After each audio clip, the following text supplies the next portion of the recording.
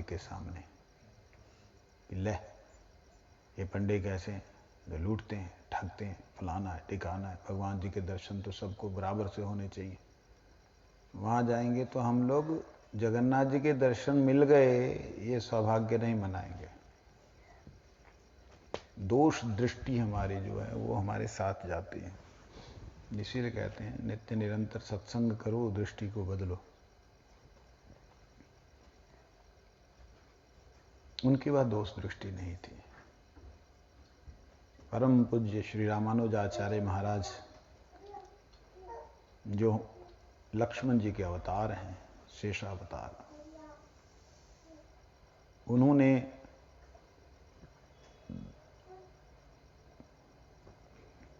भगवान की सेवा कैसे करनी चाहिए, क्या नियम है सेवा के, उन्होंने वो परिपाटियां चलाई। और उन्होंने ही वैष्णव धर्म की रक्षा की। आदि गुरु शंकराचार्य के बाद अगर किसी ने शंकराचार्य के मत का खंडन करते हुए वैष्णव मत को स्थापन किया तो वह सबसे पहले रामानुजाचार्य जी महाराज, उसके बाद आते हैं मध्वाचार्य, विष्णु स्वामी इत्यादि। रामानुजाचार्य के हम सभी लोग ऋणी हैं, चिर ऋणी हैं। वो जब जगन्नाथपुरी में गए, वहां जाकर के उन्होंने जगन्नाथ जी के दर्शन किए। दर्शन करके उनको वहां पर जो सेवा में गड़बड़ी हो रही थी वो नजर आई। और उस गड़बड़ी को देख करके उन्होंने पंडियों को, पुजारियों को बोला ऐसे नहीं ऐसे करो। राजा को बोला। अब भगवान ने देखा कि भाई यहां आकर के भी ये नियम बांधने लग गया। मेरे ब्रज की लीला तो नियम वाली नहीं है, कोई मेरे सिर पे भी चढ़ेगा, मैं भी किसी के सिर के ऊपर चढ़ूंगा। तो ये भगवान को खराब लगा। भगवान ने उन्हें, कृष्ण बलदेव ने आके उनको थप्पड़ मारे और वहां से सोते सोते उनको वहां से उठा के रामेश्वर पहुंचा दिया। रामेश्वर जहां पे वो, जहां से आए थे वहां पहुंचा दिया। तो कहने का मतलब ना, रामेश्वर ने तिरुपति जी, वहां पहुंचा दिया। जाओ त्रिवेंद्रमपुरम। कहने का मेरा मतलब बलराम जी और लक्ष्मण जी में कोई भेद नहीं है।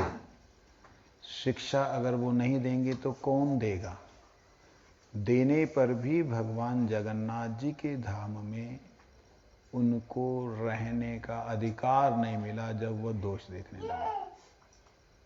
और हम लोग बिना दोष देखे रह ही नहीं सकते। जैसे सुअर बिना गंदगी के नहीं रह सकता, रह सकता है? मेरे को एक बार गुरुजी ने बोला था, बड़ा सुंदर। कहते हैं, मैंने उनसे बोला कि महाराज जी अमुक वैष्णव ने, वैष्णव मतलब गुरुजी के गुरु भाई, बड़े पुराने, बहुत प्राचीन, उन्होंने मेरे को मारा है, एक थप्पड़ लगा दिया था और बिना बात के मारा, मेरा कोई कसूर भी नहीं। मैंने कभी भी गुरुजी को किसी भी वैष्णव या अवैष्णव या व्यक्ति या जीव की निंदा नहीं की।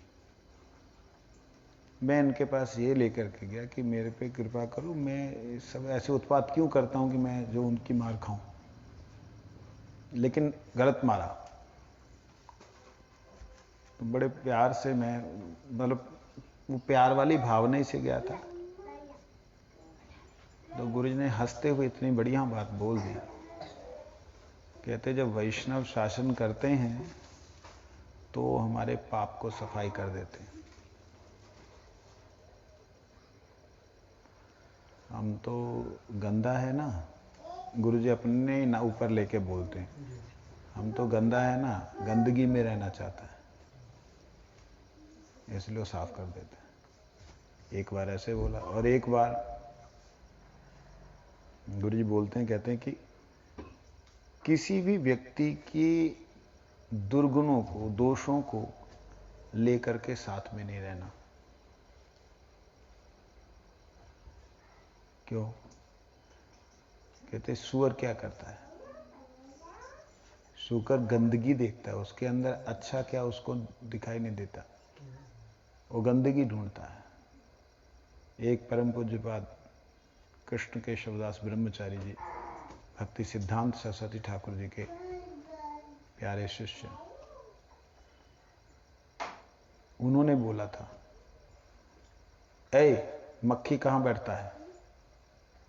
मैंने कहा सब जगह बैठता है। कहते नहीं, मक्खी गंदगी पे बैठता है। तू मक्खी है? मैंने कहा नहीं। क्या है? मक्खी नहीं तो? मैं कहा मक्खी तो हूं, लेकिन मधुमक्खी हूं। तो बड़े खुश हुए वो। हाँ, मधुमक्खी बनना, मक्खी नहीं बनना। तो जीव गोस्वामी पाद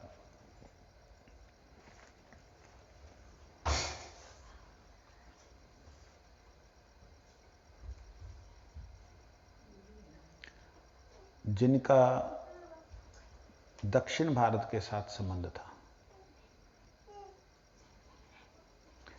और जीव गोस्वामी पाद ने बड़ा विशेष रूप से, जगदीश पंडित की बात चल रही थी। जगदीश पंडित प्रभु वहां गए, कातर होके रोने लगे। रोते हुए भगवान से रहा नहीं गया।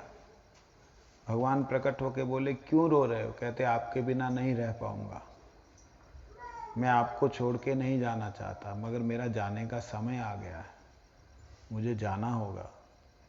कहते ठीक है, मैं तुम्हारे साथ चलता हूं। जगन्नाथ जी बोले, कैसे जाएंगे? मंदिर खाली हो जाएगा। कहते नहीं, हर 14 साल बाद, हर 14 साल में एक बार जो 2 आषाढ़ एक साथ आते हैं, उसमें जो है मेरा जो है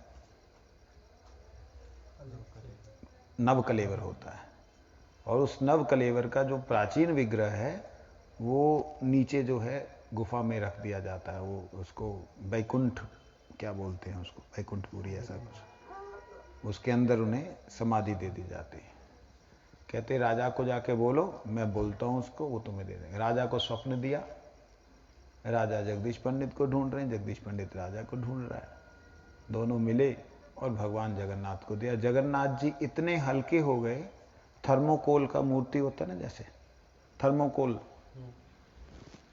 जो पानी के अंदर होता है, शोला बोलते हैं, शोला, इसको वो क्या बोलते हैं, पानी के अंदर एक समुद्री जाल, शोला बोलते हैं उसको, यहाँ पे पता नहीं क्या बोलते हैं। थर्मोकोल तो अलग हो गया, थर्मोकोल तो प्लास्टिक हो गया। तो मतलब उतना हल्का, कहने का मतलब जो इतना हल्का, हाँ इतना हल्का स्वरूप हो गया इतने बड़े जगन्नाथ जी का, जिसको कि आज भी जब उठाते हैं 6-6, 7-7, 8-8 आदमी पकड़ के उठाते हैं। उनको एक डंडे में भगवान ने, कपड़े में बंध गए, डंडे में से ले आए। वो एक ही उन्होंने किया था कि मुझे धरती पे मत रखना, रखोगे तो फिर मैं उठूंगा नहीं। आप सोचिए, कहां जगन्नाथपुरी और कहां बंगाल, कहीं रखना नहीं। अब क्या क्या खाएंगे, भोग लगाएंगे, कैसे करेंगे? और भोग भी लगाना है, कैसे भोग लगाएंगे? उनको उन्होंने बोला कि मैं आपको भोग क्या लगाऊंगा, हमारे यहाँ तो जो भिक्षा में अन्न मिलता है वो सैला चावल, सैला चावल जानते हैं, जो चावल उबला हुआ चावल पहले से जो सैला होता है, क्या बोलते हैं, सिद्ध चावल, वो बॉइल्ड राइस वो मिलता है। वो कहाँ से मैं आपको नया चावल कहाँ से ला के दूंगा? कोई बात नहीं, जो तुम भोग लगाओगे मैं खा लूंगा, क्योंकि भगवान को उबला हुआ भोग नहीं लगता है।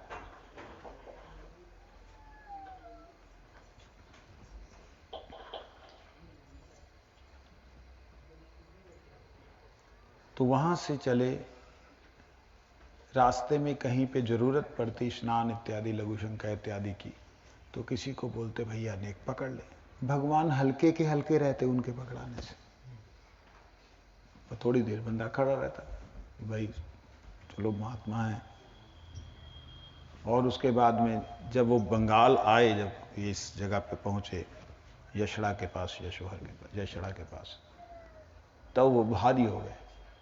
अब उनसे नहीं उठ रहे, कहते ये क्या हो गया, भारी क्यों हो गए? ओ मैंने संध्या वंदन नहीं किया। ये भूल गए कि मैंने नीचे नहीं रखना, वहां नीचे रख दिया, संध्या वंदन किया, अब उठे ही नहीं भगवान। उसके बाद में राजा को बोला कि भाई ये तो ऐसे ऐसे कोई आकर के जमीन को जो है उसने कब्जा कर लिया है, कोई मूर्ति लाके बैठा दी है। राजा आया, रस्सियों से बांध के हाथी से खींचना चाहा, किसी से टसमस नहीं हुए। राजा कृष्णचंद्र ना क्या नाम था उनका, उनको बोला कि भाई ये तो भगवान साक्षात हैं, एक काम करो इनका मंच बना दो। तो वहाँ उन्होंने तुरंत मंच बनाया, फिर वहाँ स्थापन किया। तो वो जगदीश पंडित जी हैं जिनके लिए, जिनके प्रेम से वशीभूत होकर जगन्नाथ जी भी आ गए। और चैतन्य महाप्रभु की भी लीला वहाँ पे है जगदीश पंडित जी के साथ में। श्री जीव गोस्वामी पाद आज जगदीश पंडित के त्रिभाव है, उनके चरणों में प्रार्थना है कि आप कृपा करें। आपके प्रेम के वशीभूत होकर के जगन्नाथ जी आ गए, आपके प्रेम के वशीभूत होकर के गौर सुंदर आपके घर में आ गए। चैतन्य महाप्रभु जी जब आए, दुखनी माता उनका नाम, उनकी पत्नी का, दुखनी, नाम भूल रहा हूं, जो भी हो। तो वो बड़े दिनों तक महाप्रभु की सेवा की, गौर सुंदर की सेवा की। अब गौर सुंदर जाने लगे, इनकी मां रोने लगी, इनकी पत्नी, कि भाई अब तुम चले जाओगे, मेरे प्राण कैसे रहेंगे? कहते एक काम करो, तुम मेरे मूर्ति को रख लो, मूर्ति से मैं तुम्हें रोज भोजन करूंगा। कहते ऐसा है तो दोनों एक ही हैं, तो एक काम करो, मूर्ति को जाने दो, आप रह जाओ। तो चैतन्य महाप्रभु ने जो मूर्ति अपनी प्रकट की थी, वो मूर्ति चली गई और चैतन्य महाप्रभु वहां रह गए। ना ये भी ऐसी लीला है, इस छोटे से गौर सुंदर इतने से गौर गोपाल है, गौरीदास पंडित अलग, वो अलग है, उनकी अलग लीला। उनके तो गौरीदास पंडित के तो दोनों विग्रह हैं ना, गौर नित्यानंद है शायद, जहाँ गौर गदाधर ऐसे, गौर गोपाल है, तो वो यशड़ा में है। तो एक बार वो गरम गरम खिचड़ी रख दी थी तो हाथ जल गया, और हाथ ऐसे ही है उनका जला हुआ जैसे गौर सुंदर का। तो खैर तो ये वो भक्त लोग हैं जिनके द्वारा, जिनसे भगवान की साक्षात लीलाएं हुई हैं। हमारा परम सौभाग्य है कि हम उस परंपरा से हैं। मैं प्रार्थना करता हूँ कि आपके प्रेम के वशीभूत होकर के गौर सुंदर आपके यहाँ आए, एकादशी के दिन 56 भोग खाए गौर सुंदर ने, और जगन्नाथ जी आए, 56 भोग खाने वाले भिक्षा के चावल खाए। ये अद्भुत लीला है। और जीव गोस्वामी पाद की भी बड़ी विशेष लीला है। जीव गोस्वामी जी ने छड़ संदर्भ लिखे हैं, जीव गोस्वामी जी ने हरिनामामृत व्याकरण लिखी है। जीव गोस्वामी एक ऐसे विद्वान थे, जैसे पाणिनि व्याकरण, पाणिनि एक संस्कृत में व्याकरण है। संस्कृत आप में से कोई सुना पढ़ा?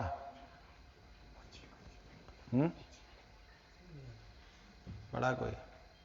पाणिनि का व्याकरण नाम सुना? पाणिनि व्याकरण नहीं पढ़ा महाराज जी, सेंट्रल स्कूल में एक सब्जेक्ट था। हाँ, उसमें पाणिनि जो व्याकरण है, जो हायर मतलब संस्कृत में ही आगे की स्टडी करते हैं, वो लोग व्याकरण जब पढ़ते हैं तो वेदों को पढ़ने का तरीका है पाणिनि। तो पाणिनि में जो भी बातें कही हैं, वो जितने शब्द उत्पन्न हुए तो शिव जी के डमरू से हुए, उन्होंने ऐसा वर्णन किया। लेकिन जीव गोस्वामी पाद ने वही वर्णन दिव्य तरीके से किया। उन्होंने कहा अ से क्या हुआ, आ कहां से आया, ई कहां से आई, उ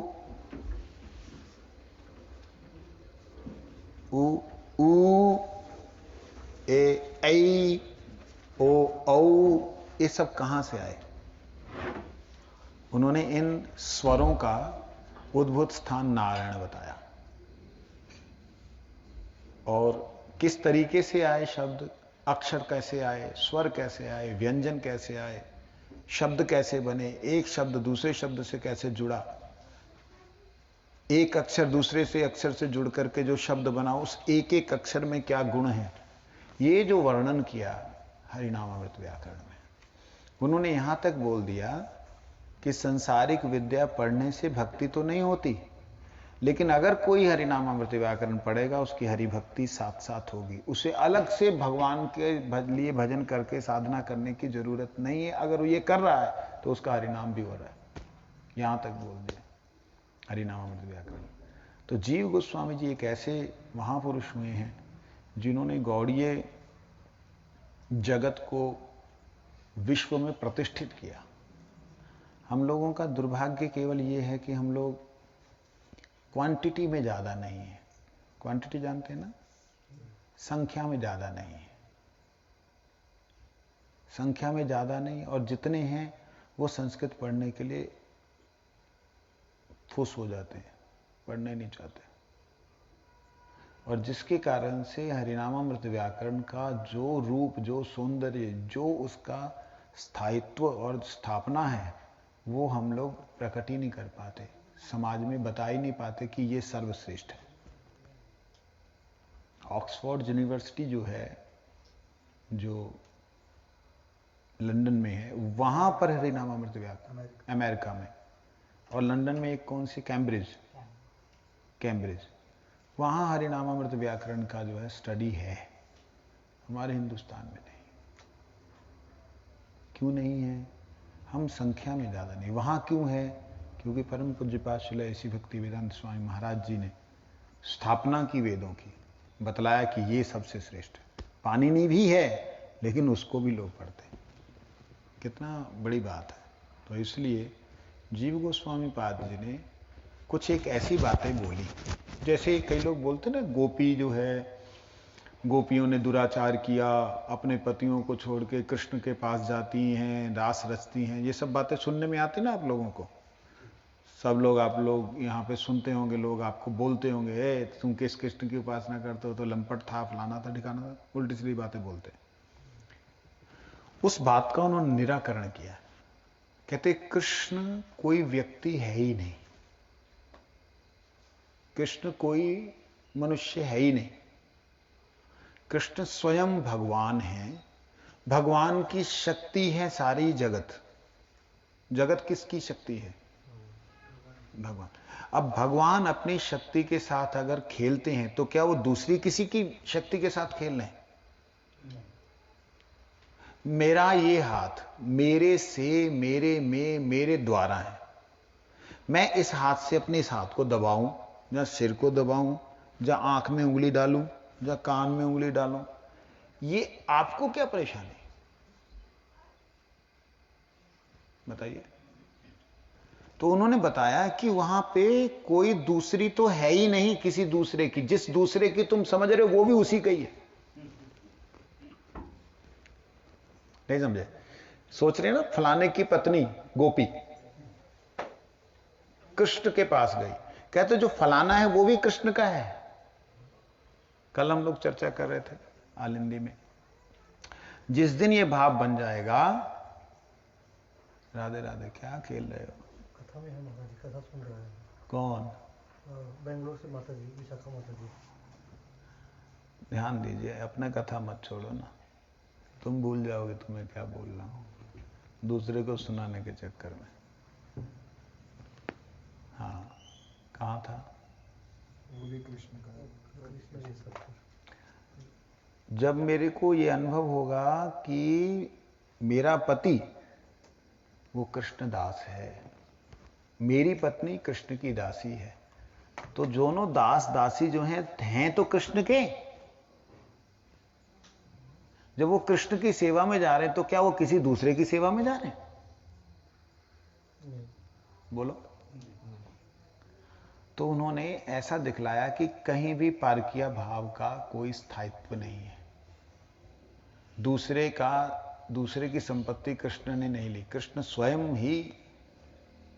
स्वयं है, सब कुछ उनका है, उनसे है, उनमें है, उनके द्वारा है, सब उनके लिए ही है। जब वो व्यक्ति सोचता नहीं मैं कृष्ण के लिए नहीं हूं, तभी वो दुख पाता है। जितने गोप हैं उन सब गोपों को पता है कि हमारी जो पत्नियां हैं वो प्रभु की सेवा में, गोपियां सेवा में जाती हैं, उनके लिए माखन बनाती हैं, उनके साथ नृत्य करती हैं। गोप भी नृत्य करते हैं, नंद बाबा भी नृत्य करते हैं। रास का मतलब ये नहीं है कि गोपियों ने केवल रास की। कृष्ण ने तो रास गायों के साथ, बछड़ों के साथ भी की, नाचे। रास का मतलब नृत्य करना, रास विलास करना, गले मिलना, ये सब रास विलास में आता है।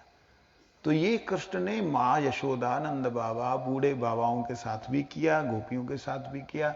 गोपियां जो हैं माता पिता के सामने नृत्य नहीं कर सकती, इसलिए उनके साथ वन में की। सिर्फ इतनी सी बात है। क्योंकि उस समय, उस जमाने में ऐसे बहुएं खुल करके माँ बाप के आगे नाचती नहीं थी, तो इसलिए उनके साथ वन में नृत्य किया। उस नृत्य को कुछ लोग दुराचार कहते हैं, वो महामूर्ख हैं। इस बात को जीव गोस्वामी पाद जी ने समझाया।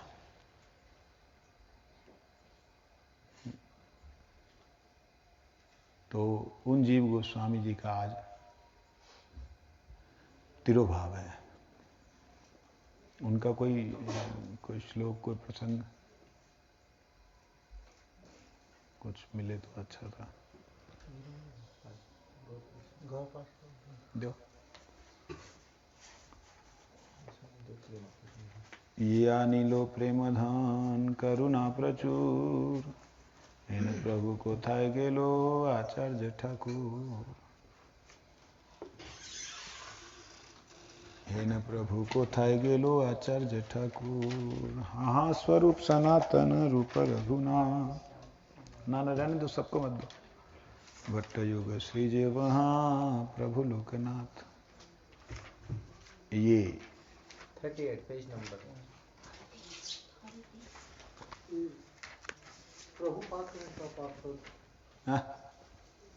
सब पार्षद प्रभुपाद में होगा क्या? तुम भी बच्चों वाली बात। ये अनिलो प्रेमधान करुणा प्रचुर, इसमें नहीं होगा। गौर पार्षद बोलेगा। हे न प्रभु को थाय गेलो आचार्य ठाकुर। कहाँ मोर स्वरूप रूप, कहाँ सनातन, कहाँ दास रघुनाथ पतित पावन। कहाँ मोर भट्ट युग, कहाँ कविराज, एक काली कोथाय गेलो गौरा नटराज। पाषाणे कुटिवो माथा नलिप शिवो, गौरांग गुणिर निधि कोथाय गेले पावो। से सब संगीर संगे जे कैलो विलास, से संग ना पाया कांदे नरोत्तम दास। ये अनिलो प्रेमधान करुणा प्रचुर, हे न प्रभु को थाय गेलो आचार्य ठाकुर। ये इस जगत में जिन जिन गौड़िया आचार्यों ने महाप्रभु जी के साथ आकर के प्रेम धन को प्रदान किया, कौन सा कैसा प्रेम धन है ये? निर्मल, शुद्ध, उज्जवल। इस प्रेम को जो प्रदान किया, करुणा, ऐसी करुणा कि प्रचुर, उसमें कहीं भी कोई भी, जितनी जिसको चाहिए उतनी करुणा के द्वारा उन्होंने प्रेम प्रदान किया। अब इसमें जितनी चाहिए उतनी मतलब क्या? कहते कोई पतित जीव है तो उसके लिए ज्यादा करुणा चाहिए। कोई पुण्य आत्मा है उसके लिए कम चाहिए, कोई सुकृतिशाली उसके लिए बहुत कम चाहिए, कोई पहले से ही भगवान की प्रेमा भक्ति को चाहता है उसको तो ऐसे मिल गया। तो जिसको जितनी जरूरत है उतनी करुणा उतनी मात्रा में उसको मिलने के बाद उनको प्रेम प्रदान किया। क्या प्रेम प्रदान किया? इस संसार में लोग मुक्ति चाहते हैं, जो लोग दुख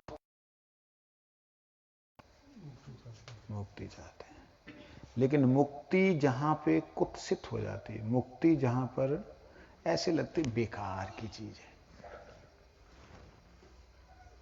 मुक्ति भी जहां पे तुच्छ लगे, उसे कहते हैं भगवान का प्रेम भक्ति। उस प्रेम धन को प्राप्त करने के बाद में जीव और कुछ नहीं चाहता। कहते ही वो आचार्य, कौन आचार्य? अद्वैताचार्य। अद्वैताचार्य क्यों प्रेम धन के आचार्य हुए? अद्वैताचार्य ने ही चैतन्य महाप्रभु को धरती पे उतारने के लिए प्रार्थना की थी। नामाचार्य, अद्वैताचार्य, जितने भी आचार्य हुए हैं उन सभी आचार्यों को अगर ले तो आचार्य शब्द के अंदर आ जाता है। यहां मूल रूप से अद्वैताचार्य, नरोत्तम ठाकुर अद्वैताचार्य की बात कर रहे हैं। क्यों अद्वैताचार्य को मैं कहां चले गए वो मुझे छोड़ करके? क्योंकि नरोत्तम ठाकुर ने जब ये लिखा है तब लगभग सभी लोग चले गए थे, और उस दुख में दुखी होकर के उन्होंने इस बात को लिखा कि वो आचार्य कहां चले गए। जैसे आज कोई व्यक्ति संत तुकाराम जी को याद करे कि वो प्रेम के मूर्ति, वो आनंद के स्वरूप, जो कि गली गली में जा करके भगवान का नाम करके राम कृष्ण हरि जय जय राम कृष्ण हरि करके लोगों को जगाते थे, कहाँ चले गए? उनके भाव में अगर कोई रोए तो उसकी स्थिति कैसी होगी? वो स्थिति हम लोगों को अनुभव नहीं होती है। क्यों नहीं होती? हम क्षण भर का वैराग्य है हमारा वैराग्य परिपक्व और स्थिर नहीं है। क्षण भर का वैराग्य, और क्षण भर के वैराग्य के बाद फिर भोगी। इसलिए इस कीर्तन में उन्होंने कहा है, पाषाणे कुटी वो माता, मैं वो अपने आप को पत्थर में सिर उन्होंने मार दिया। जब मार दिया तब नरोत्तम ठाकुर को आकर के पकड़ लिया। क्या कर रहे हो तुम? तुम्हारे से अभी बहुत कार्य है। लोकनाथ स्वामी भी छोड़ के चले गए, लोकनाथ ठाकुर छोड़ के चले गए, तो प्रकट हो गए रूप गोस्वामी पाद, तुम क्या कर रहे हो? तुमसे अभी बहुत कार्य है। कहते प्रभु आप चले गए? कहते चले नहीं गए, हम हैं, तुम्हारे हृदय में हैं। तुम अपने हृदय को इस प्रकार से खंडित करोगे तो हम कृपा कहां से करेंगे? तब लोग श्री नरोत्तम ठाकुर रुके, बचे। नहीं तो ऐसा विरह कि वो तो सब खत्म हो जाता। कहते कहाँ स्वरूप गोस्वामी जी चले गए, स्वरूप दामोदर गोस्वामी, राय रामानंद, रूप गोस्वामी, इन सब महापुरुषों के आदर्श आचरण बड़े दिव्य हैं, बहुत दिव्य हैं। उनको एक एक को सुनना, उनकी लीलाओं को श्रवण करना, जिस दिन ये शुरू हो जाएगा उस दिन बाकी सब जो इधर उधर की बातें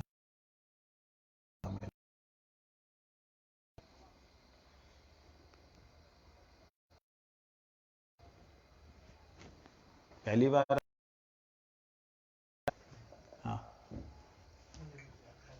हैं अटेंड करते हैं। आपका कोई क्वेश्चन है? नहीं है? पक्का? मेरा क्वेश्चन है आपसे। चर्चा कर रहे थे, इस चर्चा में मैंने एक बात कही,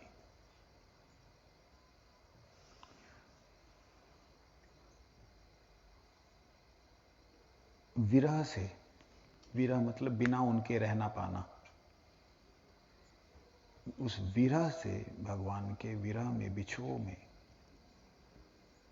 जब कोई जीव चला जाता है तो भगवान उसके अंतःकरण में प्रकट हो जाते हैं या उनके साथ आ जाते हैं। ये बात मैंने कही।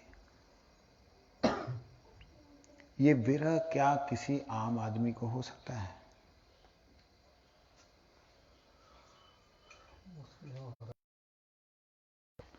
चलो वो प्रेम वाला, ठाकुर जी वाला विरह छोड़ दो, वैसे विरह का टेस्ट कोई ले सकता है? संसारिक दुख तो होता है हम लोग को। कैसे होता है? अपना कोई बिछड़ जाए तो। अपना कोई बिछड़ जाए, मतलब जब अपनापन होगा तब उसके बिछड़ने का दुख होगा। इसका मतलब अपनापन होना सबसे पहले महत्व की बात है। अपनापन होने से उसके बिछोह का कष्ट होगा। ये बच्चे लोग अंदर हैं, कोई बड़ा है कि नहीं? अंदर से कुंडी लगा ले तो मुश्किल हो जाए। तो थोड़ा ध्यान दे, समझे। अपनापन होगा तो विरह होगा, बिछोह होगा। कितने लोग मर रहे हैं जो बम ब्लास्ट होते हैं, ट्रेन में कुछ हो जाता है, कुछ होता है, किसी को कोई कष्ट होता है? नहीं होता। क्यों नहीं होता? शरीर से कोई संबंध नहीं है, मन से कोई संबंध नहीं है, बुद्धि में भी कभी ख्याल नहीं किया उस बंदे का। आप देखिए, आपका शारीरिक संबंध हो या ना हो, अगर आपको कोई बुद्धि से भी आपने किसी व्यक्ति का ख्याल किया हो, उदाहरण के लिए आप रास्ते में जा रहे हैं, किसी व्यक्ति के किसी क्रिया को देख के आपके मन में बड़ा चला, वाह क्या बात है, और अचानक से उसकी खबर सुनने को मिला बंदा मर गया, ओहो, उसमें तो ये बड़ी सुंदर बात है। जितना % आपका मन, बुद्धि, अहंकार उस व्यक्ति से जुड़ेगा उतना % आपको दुख होगा। हमें भगवान, क्या हमारा वैष्णवों के प्रति आदर हुआ? वैष्णवों से बिछोह होने से दुख हुआ? जब नहीं हुआ तो गोविंद की बात करना तो बेवकूफी है, उनसे विरोह होना तो बड़ी दूर की बात। यहां पे जो बात कही गई है नरोत्तम दास ठाकुर जी के द्वारा, ये भक्त विरह की बात है, जिसके कारण रूप गोस्वामी प्रकट होकर के उनको बोले कि हम तुम्हारे हृदय में, तुम्हारे द्वारा हम जगत में कल्याण करेंगे, तुम हो ना। हृदय से रूप गोस्वामी ने समस्त सिद्धांत प्रदान के लिए, इसलिए हम लोगों का जो परंपरा है, हमारा परिवार, हम अपने परिवार का नाम बोलते हैं नरोत्तम परिवार। क्या परिवार? वैसे रूप गोस्वामी का हमारा कुल है, कुल रूप गोस्वामी नरोत्तम परिवार है। पिता प्रधान, दैन्य प्रधान। अगर नहीं है, दैन्य अगर नहीं है, दैन्य और दीनता किसे कहते हैं? तो मतलब क्या है? हमारा है दीनता, ऐसा नहीं है कि नहीं है, वहां पे दीनता है जहां हमारा स्वार्थ है। बड़ा ही बड़ा दुश्मन क्यों ना हो, भयंकर आपका विरोधी क्यों ना हो, लेकिन आपको मालूम है कि अगर आप हाथ जोड़ेंगे तो आपसे ने जो इसने उधार दिया था वो मांगेगा नहीं। आपने उधार पैसा देना है तो आप उसके हाथ भी जोड़ोगे, गिड़गिड़ाओगे भी, हालांकि मालूम है दुष्ट व्यक्ति है। आपको कृष्ण प्रेम स्वार्थ है, कृष्ण प्रेम हमारी जरूरत है। जिस दिन महसूस होगा उस दिन हम कृष्ण नाम करने वाले, तिलक लगाने वाले, गुरु के मंत्र को करने वाले व्यक्ति का दोष ना देखते हुए अपना स्वार्थ, कृष्ण प्रेम, उसे सिद्ध करने,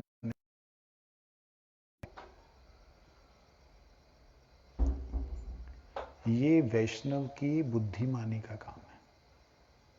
बुद्धिमान होना चाहिए ना। ये एक बार बोला, मगर एक बार बड़ा जोर दे के बोला। हम क्या चाहते हैं, ये बात पहले निश्चय करो, क्या चाहते हो। जो चाहते हो वो निश्चय करो।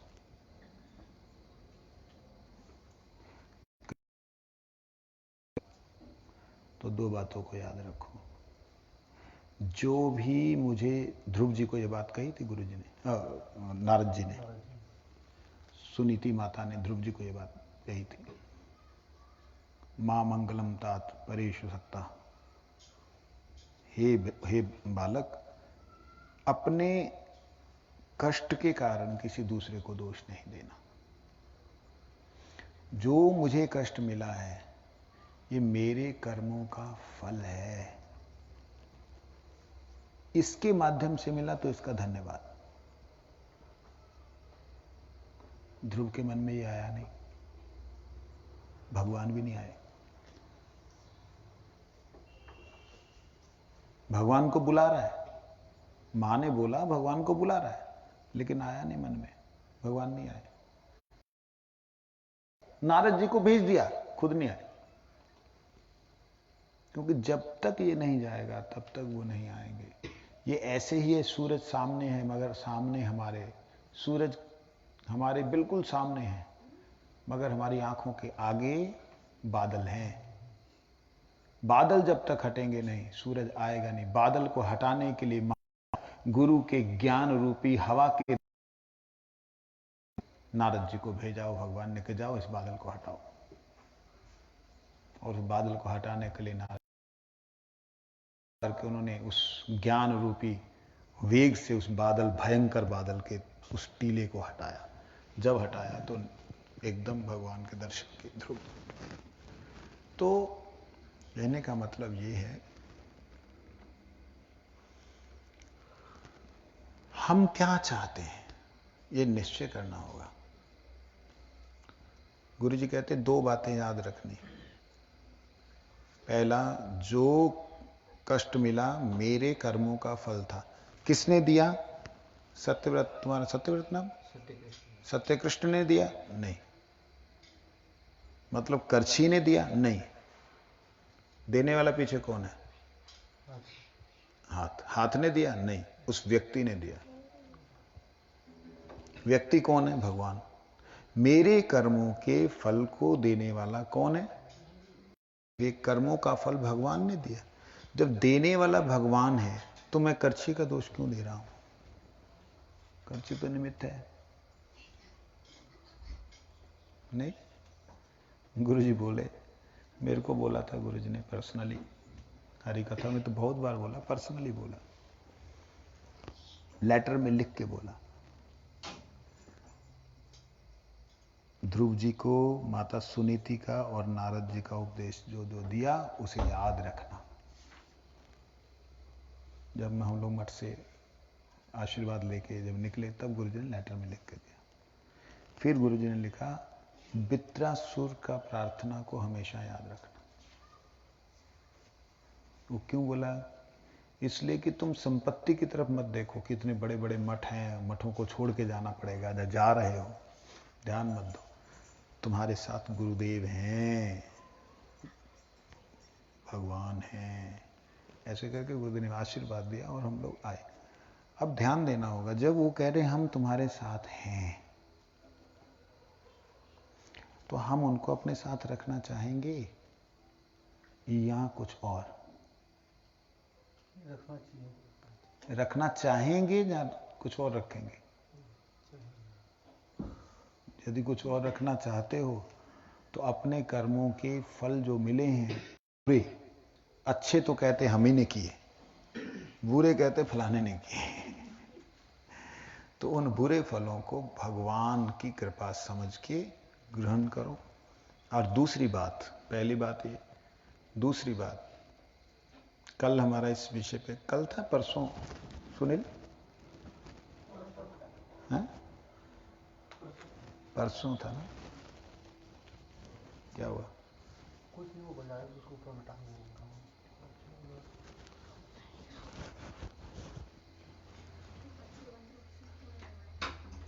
ऊपर दर्द है हाइट में।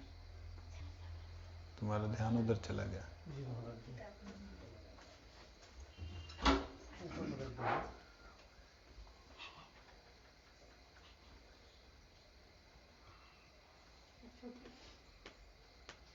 जाने दो, जाने दो, अंदर जाने, अंदर अंदर उत्पात करेंगे बाहर, अंदर रहने दो उनको।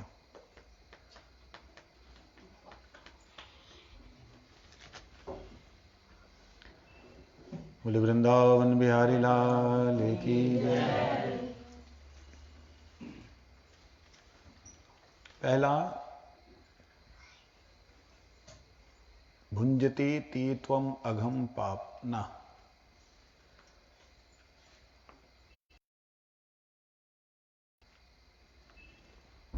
ब्रह्मा जी ने बोला है भगवान के लिए, विदधन नमस्ते समुक्ति पदेदाय भाग।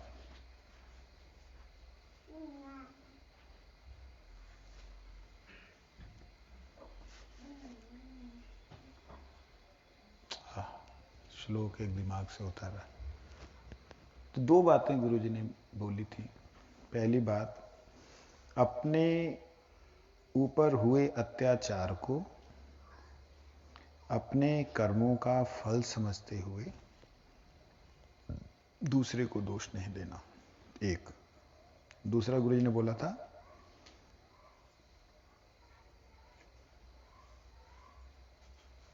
द्वेष नहीं करना। ये बात ध्रुव जी को बोली थी। अगर हम द्वेष रखेंगे तो हमें भगवान नहीं मिलेंगे। द्वेष नहीं रखना। तो क्या प्रेम रखें? अगर प्रेम नहीं कर पा रहे हैं तो कम से कम द्वेष ना रखो। एक दुष्ट व्यक्ति के साथ में तुम अपने स्वार्थ की सिद्धि के लिए पैसा लिया है, वापस देने के लिए दुष्ट व्यक्ति के आगे हाथ जोड़ रहे हो, गिड़गिड़ा रहे हो, जी आपकी कृपा जी, अरे अरे उसके ऐसे कर रहे हो। तो एक सज्जन व्यक्ति से अगर नहीं बन रहा है तो उसके आगे हाथ जोड़ने में तकलीफ होती है, भजन करने में तकलीफ होती है। क्या भगवान को मिलोगे? भक्ति बहुत कृपामयी है। भक्ति बड़ी सरल है, बड़ी कोमल है। उस कोमल को कठोर बनाने का प्रयास मत करो, मत बनाओ। मैं अपना बात जानता हूं, मैं सब लोगों की बात नहीं करता। भगवान और गुरुदेव की कृपा से जीव गोस्वामी पाद ने, नरोत्तम ठाकुर ने, ज्ञानेश्वर महादेव ने, तुकाराम जी ने जो कष्ट सहे हैं, शायद हम में से किसी ने नहीं सहे। मेरे ये बच्चा हमारा जो है गोलोकनाथ, इसने एक बात कही अच्छी लगी मुझे। क्या बोला था तुमने? जगत और क्या, संत क्या और साधु और जगत, संत और समाज की कभी नहीं बनी। संत और समाज की कभी नहीं बनी।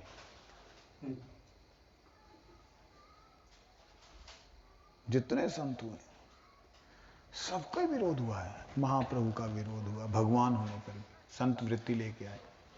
जितने संत XYZ ऊपर से नीचे तक, महात्मा बुद्ध से लेकर के शंकराचार्य से लेकर रामानुजाचार्य से, सबको लेकर जितने भी आ जाए, सबका आत्म विरोध हुआ है। अपना भजन किसी ने नहीं छोड़ा। हम संत बने नहीं, भजन किया नहीं, इसलिए हमें कुछ मिला नहीं। आइए, समय हो गया, कीर्तन करके समाप्त करेंगे।